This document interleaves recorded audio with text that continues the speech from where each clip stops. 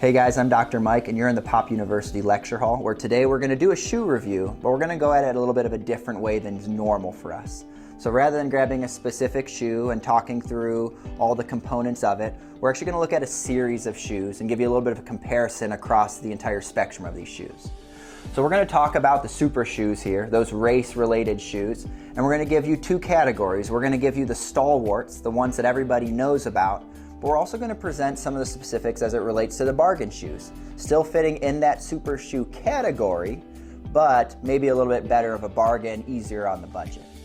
Now, in order to qualify these shoes, we made sure that there were specifics related to all of them across the board. So the first thing we're looking at when we talk about a super shoe is it's going to have to be carbon plated. And the science behind that, or maybe a little bit of a quick primer, is going to be the idea of this carbon plate is going to increase the longitudinal stiffness of the shoe, reducing the amount of bend that occurs at the metatarsals, or those toe bones.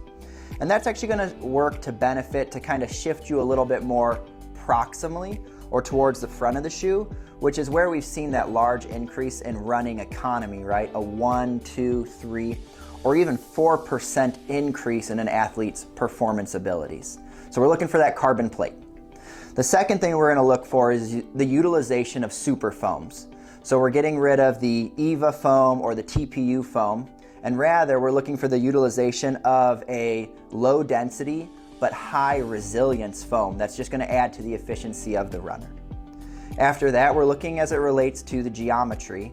Because these shoes are used on a professional level, they will have to be under a 40 millimeter stack height, just when we look at athletic rules, so all under the 40 millimeter stack height.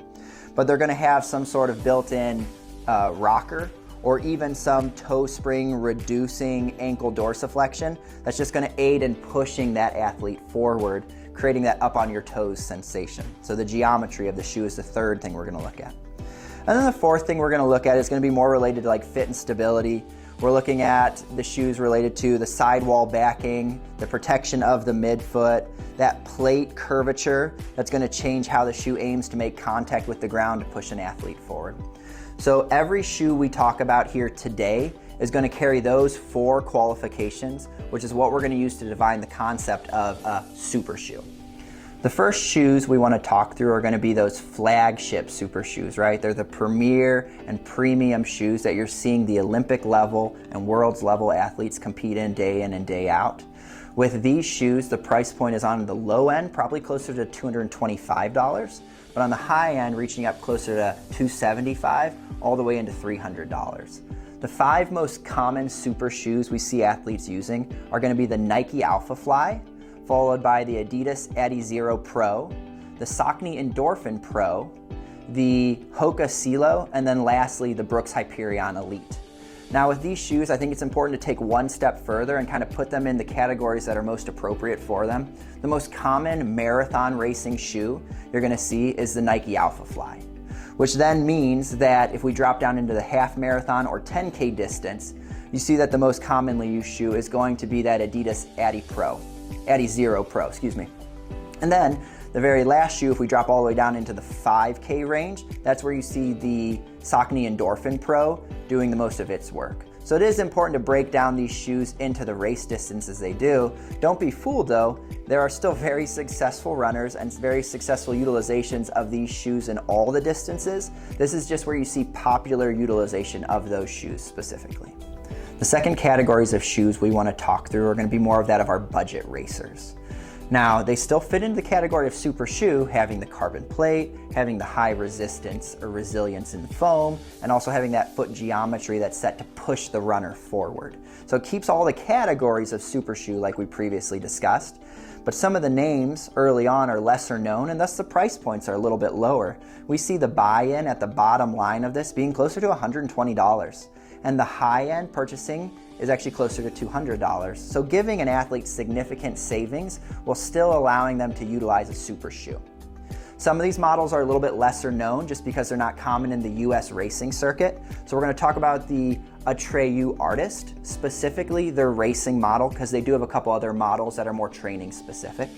Another one would be the 361 Furious Future, which again, a little less commonly known in the US racing system. But then we'll start breaking into some brands that maybe are a little bit more familiar. Reebok's Float Ride Energy X, as well as the Saucony Kinvara Pro, and then lastly, the Puma DV8 Nitro Elite. Now I wanted to put these into categories as well as into what races we more specifically see them used. And I was gonna stick specific with the shoes that are more common in the US racing system.